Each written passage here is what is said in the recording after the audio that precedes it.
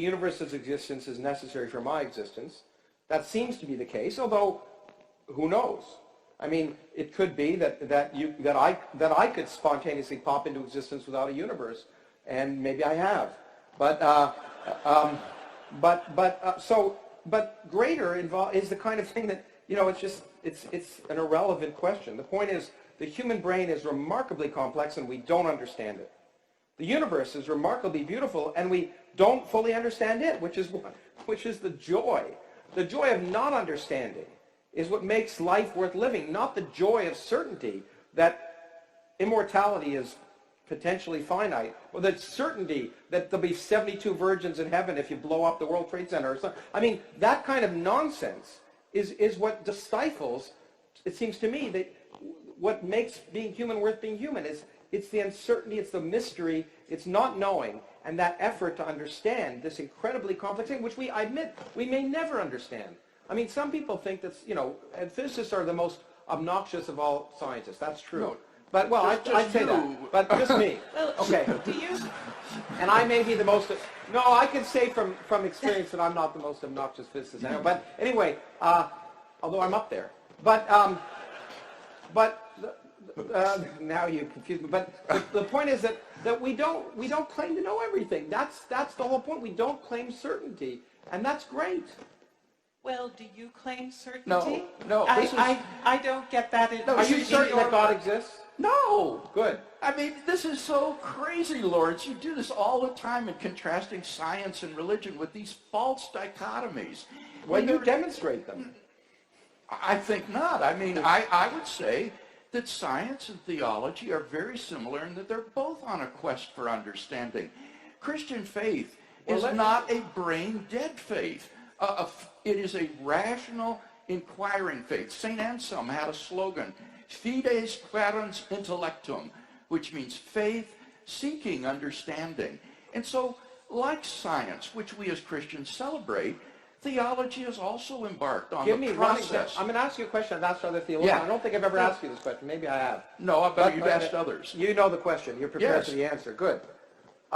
Good, because I'd like to learn about this, because I've asked a lot of theologians, what contributions to human knowledge has theology provided in the last, say, 300 years? Give me one example. The answer I always get is, what do you mean by knowledge?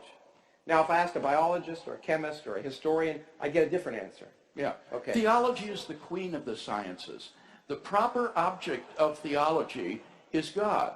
Theology is the study of God. It gives us. But didn't you say God isn't subject to science? So what, didn't you say God? Didn't you say science can't? God is not subject to science? Didn't you say God is outside science? So in that case, if theology is study of God, how can it be a science? Well, let him answer the question, Well, please, because we're not actually going to get anywhere if you're constantly talking over Bill. Please. Okay. I actually do think we'll get somewhere. We'll get rational definitions. Okay. Bill, right.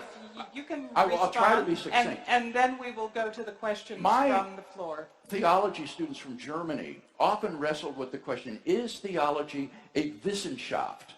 That is to say, that's the word for science in German. But what they meant by science was in the classical sense, scientia, knowledge.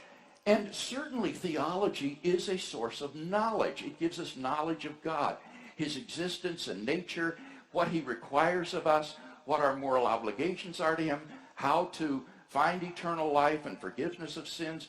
These, you may not be interested in this, but that doesn't do anything to deny the fact that theology is a scientia. It is a body of truth. It is a body of knowledge, just as much as science is scientia about the natural world. And I might also say that in the way that Bill is defining knowledge in this way, you also have redefined something like nothing in your way. Well, let me say that there's a difference, and that the fact is that if theology gives us knowledge of God, how come different theologies give you different knowledge? I mean, physics that's done in the Islamic world is the same as physics that's done in this world.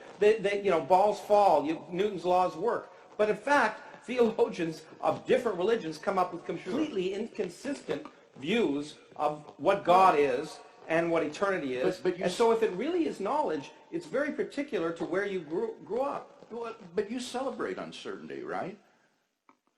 Yes. Yeah. So, Okay.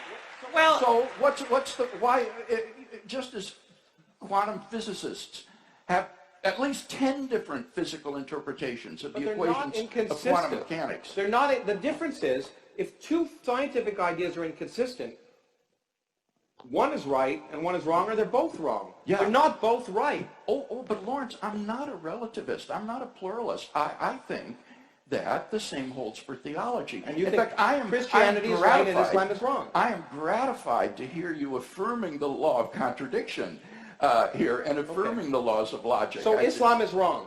I do believe that Islam is not fully true, that there are elements of Islam that are false.